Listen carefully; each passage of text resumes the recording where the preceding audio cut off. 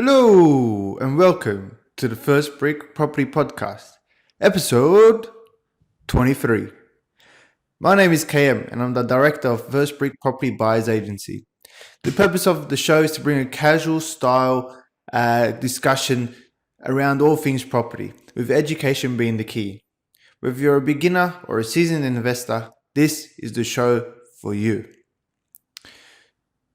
Again, if you listen to last week's episode, you will notice something, and that is that I am alone again this week. It's just been a really busy week, a bit crazy. If anyone's following our social media pages, you will see that we closed the deal of the year. So if you're on our socials, check it out. If you're not, go check it out because we closed the deal of the year. We saved our client over $200,000 on this deal. Because of that, we've been a bit busy and I haven't had time to schedule with Hanny, but I assure you next week we will have someone else alongside me, so you're not just watching my face and you will have some more entertainment rather than just me. Last week we didn't get our visuals up. There was something wrong with our recording, so hopefully this week it's all sorted out. We've spoken to our IT guys and they've assured me this won't happen again. Before we get into the topic, we've had a listener listen to the last few episodes, and I'm going to try and pronounce this properly because it's French. This listener has been listening from Clichy in France. I'm not going to give it a go. It's from a place called Clichy. So whoever you are, thank you for listening. I tried to have a look where Clichy is, and it seems like it's quite close to Paris. There's quite a few hotels there, so could be a regular listener on the travels. But with coronavirus, maybe it's a regular listener stuck or a new listener in France. Whatever it is, whoever you are, appreciate it. Thank you so much for the love. Send us an email. Send us get in contact with us. Send us a message through our socials. We'd love to have a chat with you and see what's going on in France.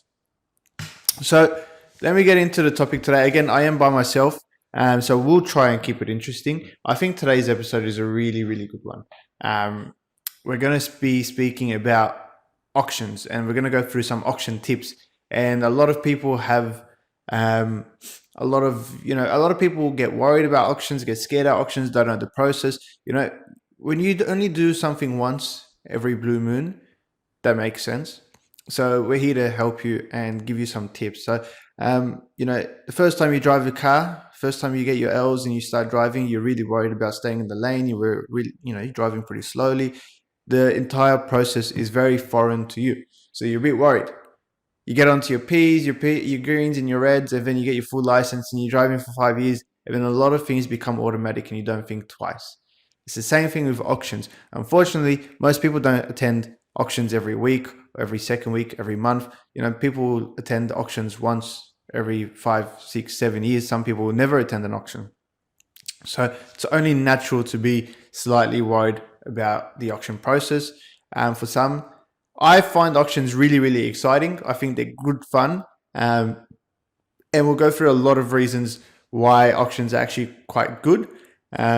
We'll go through some tips. So in Sydney and Melbourne, the auction capitals of the world, this is going to really apply to people in those states. But if you're outside Sydney and Melbourne, still very important episode because you may be buying in Sydney and Melbourne, or there are still auctions in the other cities around the country. So without further ado, let's get into it. My first tip. So I think I've got about 7 tips here. Let's number 1 is attend auctions. So like I just mentioned before, the driving analogy, if you don't do it, you don't know it, and you won't know how to do it. The more you do it, the easier it becomes. So attend auctions, If you know that you're starting to look for a property and a lot of properties in your area are going to auction, or in the areas that you're looking for are going to auction, most likely the house that you want to buy is going to go to auction as well. Especially like we mentioned, if you're in Sydney or Melbourne. So if you think your property is going to be going to auction that you're going to look for, that you're going to eventually try and buy, start attending auctions on the weekends. There are plenty of auctions across Sydney. When I first started looking for property myself, all I was doing was going to auctions on weekends, just sitting there and watching the process, learning the lingo, because auctioneers may use lingo that you've never heard of before, and it can be confusing.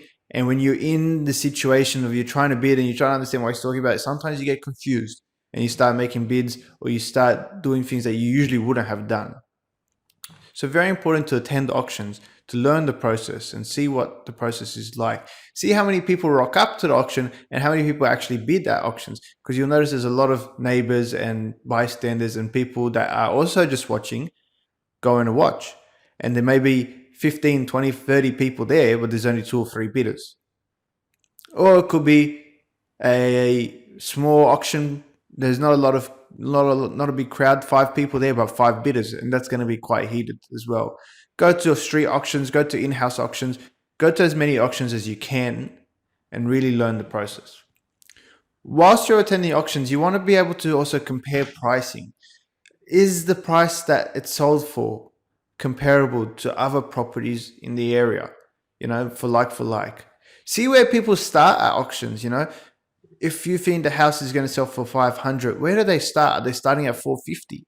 Are they starting at 400? Is the auctioneer accepting offers below a certain price point? Just go and learn the process.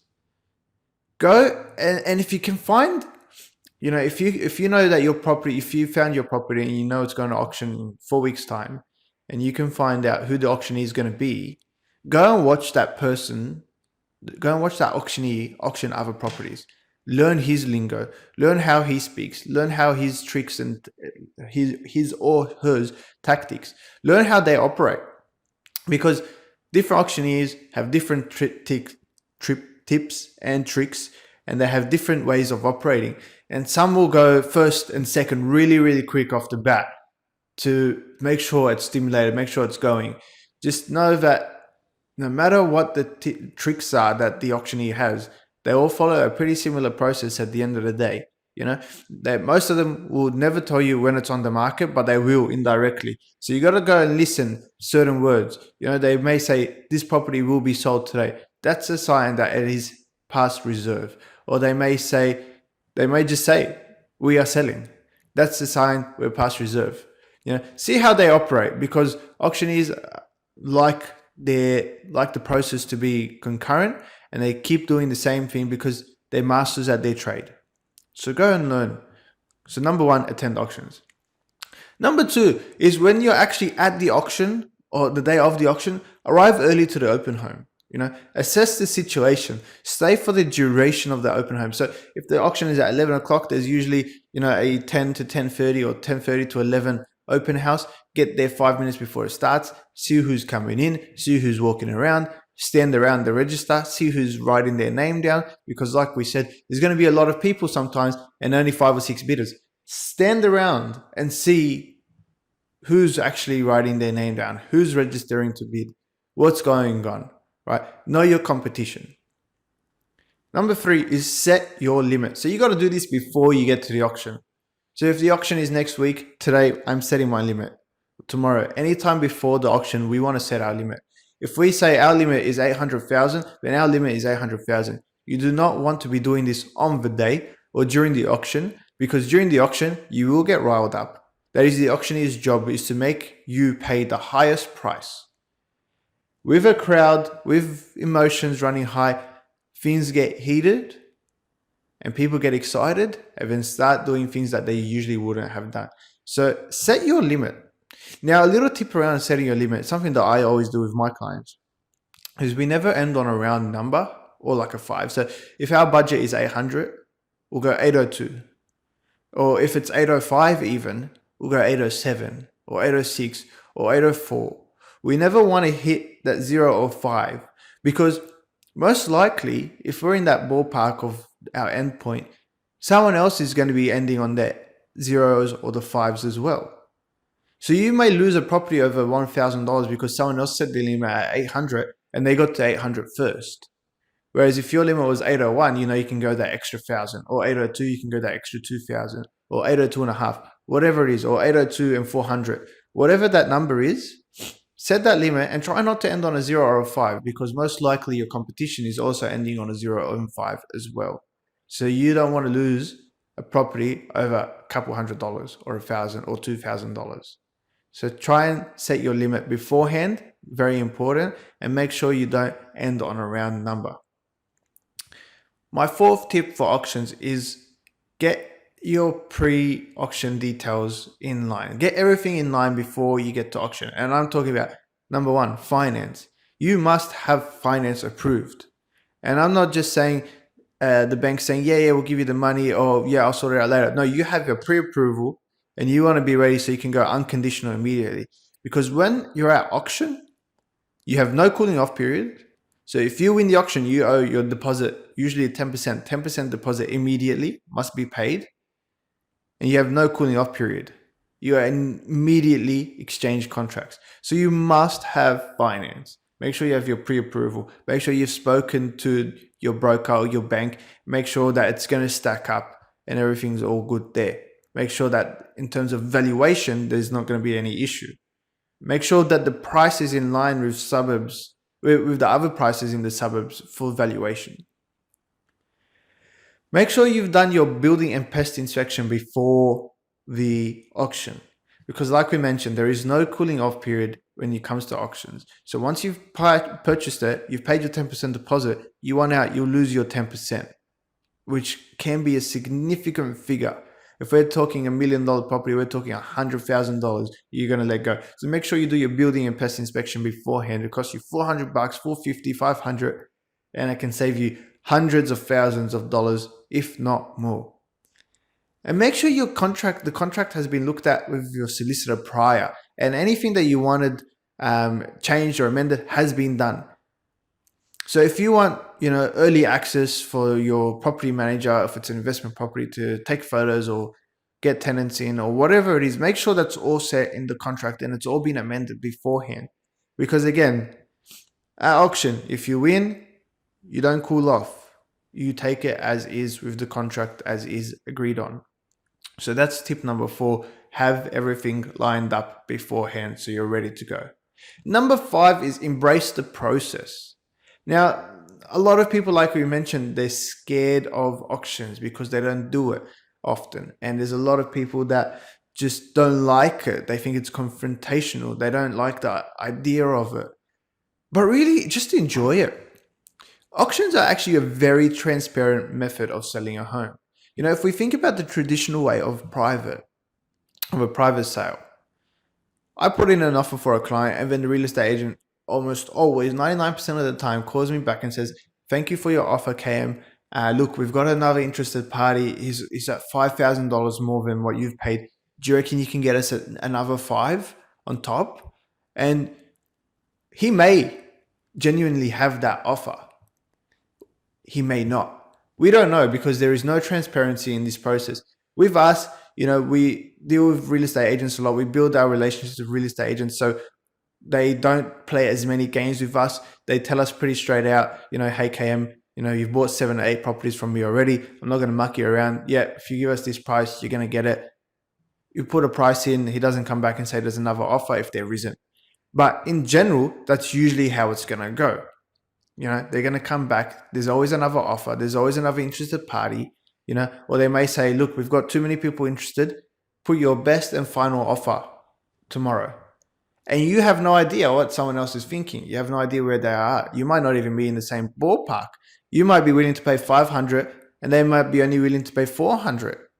Now, if they're only willing to pay $400 and you put $401, you're ahead, but you don't know. There's no transparency.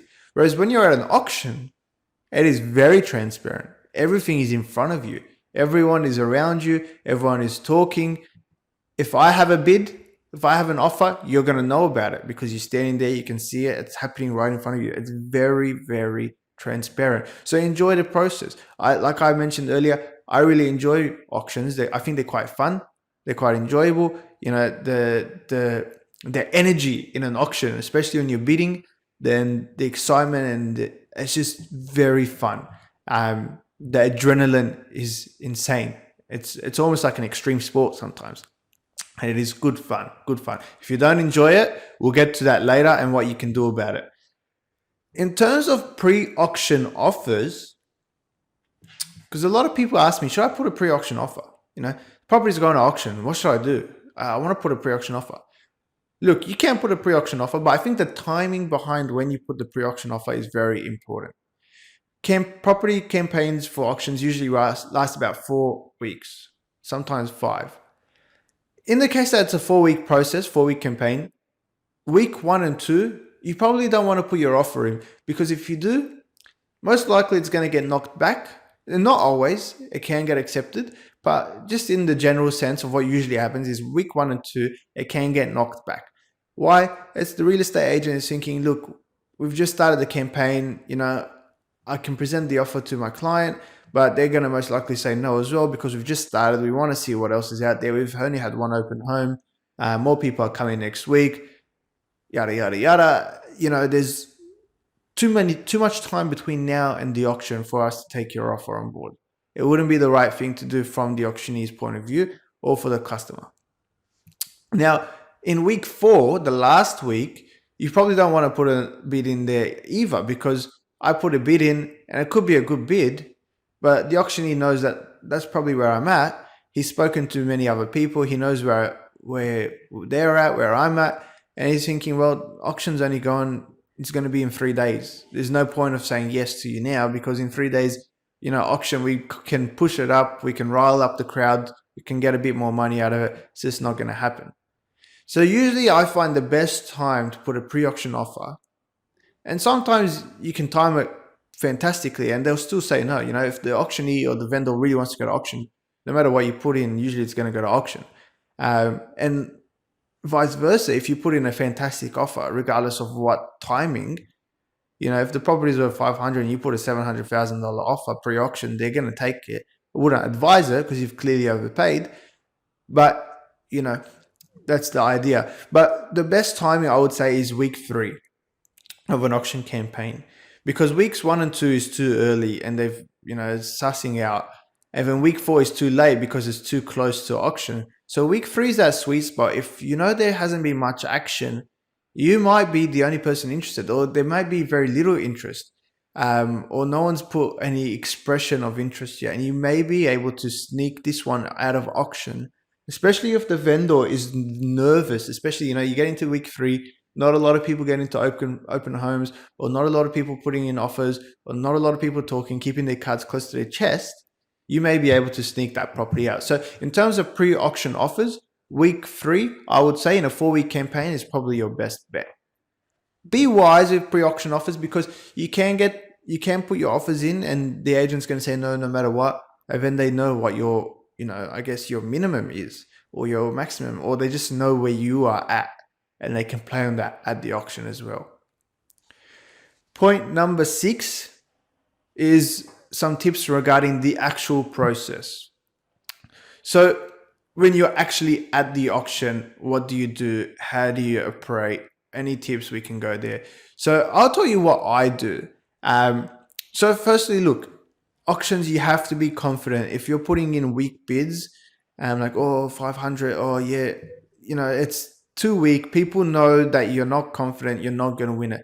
Almost always, the more confident you are, the more worried the people around you get, because they think this guy, he's going to buy it. This person's going to buy it no matter what's going on. So you got to be confident, okay? Positioning, if it's street auction, I like to stand quite at the front next to the auctioneer and watch everyone else. I like to look at everyone and I want people to see me as well, right? I'm there, I'm at the front, I'm standing next to the auctioneer. I've spoken to the auctioneer beforehand. Usually before the auction starts, I'm having a chat with the auctioneer, becoming friendly with him. The auctioneer is your friend. This is something I don't understand. A lot of the time, people think the auctioneer is against them. Well, he kind of is, but they are rude to the auctioneer. They're not straightforward with the auctioneer. The auctioneer is just doing his job. If you are friendly with the auctioneer and you are good friends with him, and you don't have to take him out for dinner, but if you're just friendly with him and you're nice to the auctioneer is going to look at you more than someone that is being disrespectful and rude. So be friendly with the auctioneer. Rock up a little bit early, like we said. Have a chat with the auctioneer. Find out his name. It could be Barry, or find out her name. And, speak with the agents. Become friendly. During the process, you want to have gone to all the open houses and you want to be friendly with the agents anyway. But you know the agent, you know the auctioneer, you want to be friendly with them. So they're looking at you, you know. I like to talk to the auctioneer beforehand as well and say, hey, mate, what's your process? Sometimes they won't tell you. Sometimes they will. They say, look, I'm going to, go once or twice, or I'm going to, I'll announce when it's on the market, or look out for this, or, whatever it is, find out as much detail as you can, which we've already done because we've attended their auctions beforehand.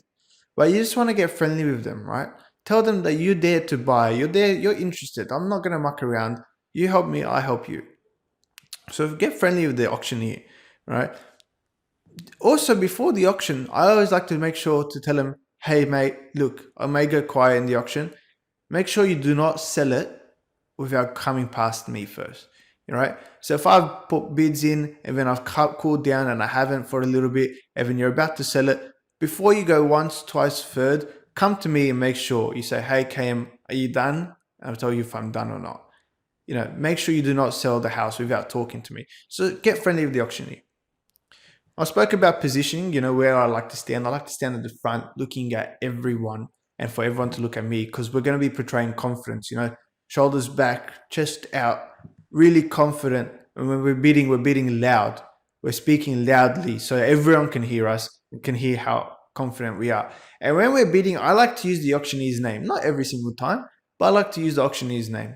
If his name is Barry, 500 Barry, 505 Barry, 510 Barry, thanks Barry, whatever it is, I like to use their name because firstly, they like it. But secondly, other people that are there attending the auction start to think, hold on, how does this guy know Barry? How does this guy know the auctioneer? Are they friends? This guy's clearly an agent of some sort. Is a buyer's agent. What's going on? Are they mates? Do they know each other? Start putting doubt in other people's minds and making them think that no matter what happens, you're winning this auction. Confidence is key. Now, when I speak about confidence, I've seen people do, there's a lot of tips, a lot of tricks that people do. I've seen people rock up to auctions in Ferraris and Porsches and, really expensive cars, and they come out, wearing sunnies and they've rented the cars for the day or whatever. And it works. People rock, if we're rocking up to an auction and 700, 800,000, someone rocks up in a Ferrari, nice sunnies, and he's looking all smick, or she's looking, very professional coming out of a Ferrari, whatever it is. You're looking at this thing like, geez, this person's coming to bid on the property I want. What chance do I have? Right? You can't let that get to you because, sometimes that is just a tactic and they've just rented the car or whatever it is. But what they're trying to do is show confidence, and it's professional intimidation to make you want to pull out earlier than you probably would have. So the auctioneer is your friend. Use his name. Be confident. Position yourself. You don't have to stand at the front. You can stand at the back. You can stand on the sides, wherever you like. Just position yourself in a place that you're comfortable, where the auctioneer can see you clearly though. You don't want the auctioneer not to be able to see you, because you want to be in his line of sight and you want them to come to you constantly. Now, how to actually bid, any tips around that? I have a certain way of doing it. Sometimes we change it depending on the situation, but this is probably the way I do it 90% of the time. And it works pretty well because, again, it portrays confidence. Now, how I like to bid for customers or for clients, especially if it's an investment property, is I look at it as if I'm running up a mountain. And my final price is at peak of the mountain. And I want to get to that peak of the mountain as quickly as possible. I'm sprinting. I'm getting in a car and I'm driving as fast as I can to that peak of the mountain, to my final bid. Because more often than not, other people look at it and again think this guy's going to pay whatever he wants. He doesn't care. He's probably going to overpay, and people drop out quicker than usual. So if someone puts in a 700 bid, I am quick. Before the auctioneer has even said 700 to this bloke, I've gone in 705, Barry. Thanks, mate. We'll take the offer.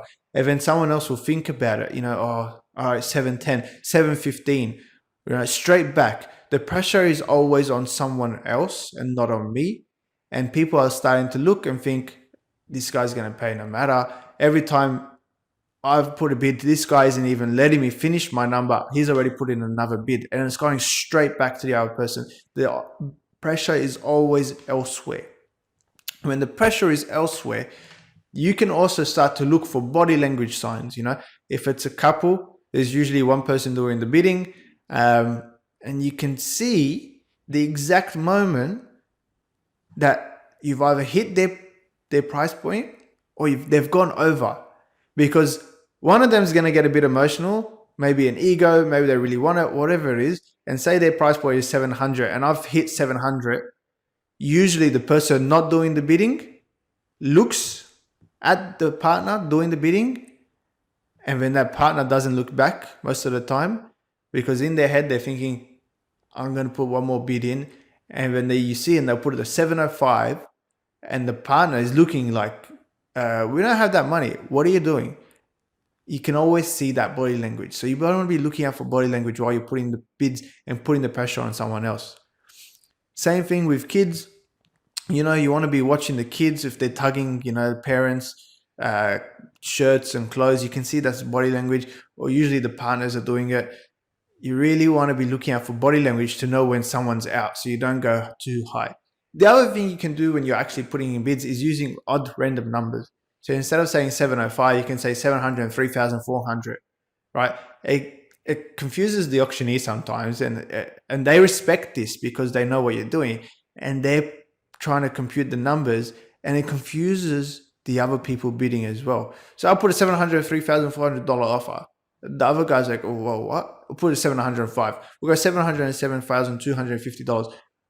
It's slowing down the process from the auctioneer's point of view, and it's confusing the other people bidding.